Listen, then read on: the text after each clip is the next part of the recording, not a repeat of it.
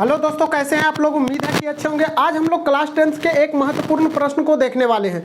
तो ये इस टाइप के प्रश्न हम अगले वीडियो में भी बता चुके हैं।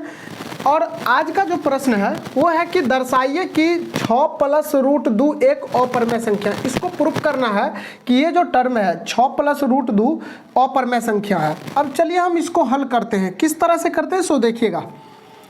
तो मानते हैं, माना कि 6 + √2 एक परमेय संख्या है। एक परमेय संख्या है। हम इसको क्या मान लिए हैं कि 6 + √2 एक परमेय संख्या है। अब जो ये 6 + √2 जो होगा वो एक कांस्टेंट मतलब एक चर राशि r के बराबर हम कर लेते हैं। जहाँ पे r क्या होगा वो समझिएगा। जहाँ r एक परिमेय संख्या है, परिमेय संख्या है, या फिर हम लिख सकते हैं कि r एक पूर्णांक संख्या है। अब देखिए 6 + √2 r के बराबर मान लिया। यहाँ पे आप कोई चर राशि दे सकते हैं, p, q, r, s, t कुछ भी दे सकते हैं। तो अब देखिए, अब हम यहाँ से क्या करेंगे। अब जो होगा बिना रूट वाला जो होगा संख्या, ये जो बिना रूट वाला डिजिट है इसको हम r के साथ रखेंगे और जो रूट वाला है उसको अलग कर लेंगे। तो मतलब बराबर के एक तरफ हम क्या करेंगे, बिना रूट वाला r के साथ ले लेंगे और रूट वाला बराबर के दूसरी तरफ होगा। तो अब चलिए, अब हम करते क्या है, इधर √2 है तो √2 को रहने देते हैं और 6 को उठा के इधर लेंगे तो ये r के साथ लेंगे क्योंकि बिना रूट में है। बिना रूट वाला जो संख्या होगा उसको हम r के साथ रखेंगे। इसको उठा के अगर हम इधर लाते हैं तो इधर प्लस में है तो इधर किस में आएगा, माइनस में। माइनस में आ गया। अब देखिए, अब हमको लैंग्वेज लिखना है। एक चीज समझ लीजिए, दो परमेय संख्या जो होगा, दो परमेय संख्या का योगफल हो या भागफल हो या गुणनफल हो या अंतर हो, वो हमेशा क्या होता है, परमेय होता है। अगर हम 7 एक परमेय संख्या लेकर के इसमें से 5 एक परमेय संख्या को घटा लेते हैं तो ये कितना आया, 2। तो 2 भी एक क्या होगा, परमेय संख्या होगा।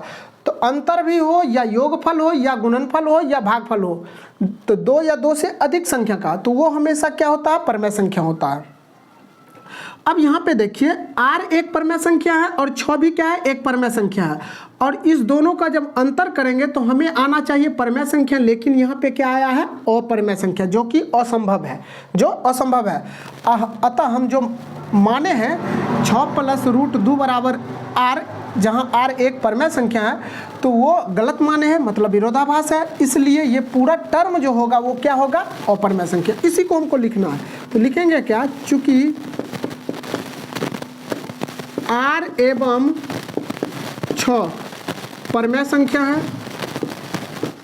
परिमेय संख्या है। इतना समझ में आ गया, परमेय संख्या है।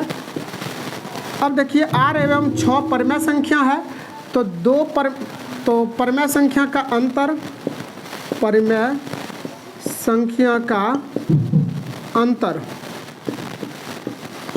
परिमेय संख्या होता है, संख्या होता है। अतः हमें यहाँ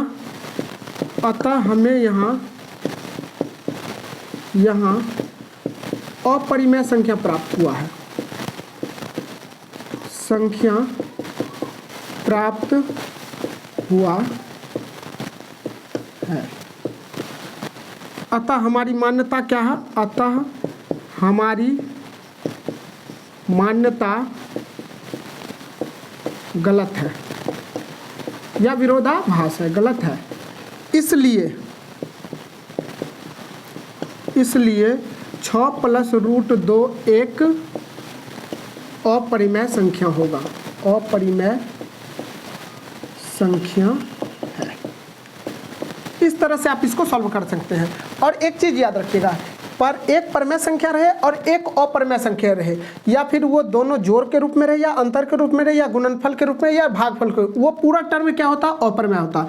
जैसे कि अगर 7 परमेय है और इसके साथ हम गुना कर देते हैं √2, तो 7 √2 एक पूरा हो जाएगा। ये पूरा टर्म क्या हो जाएगा, अपरमेय संख्या।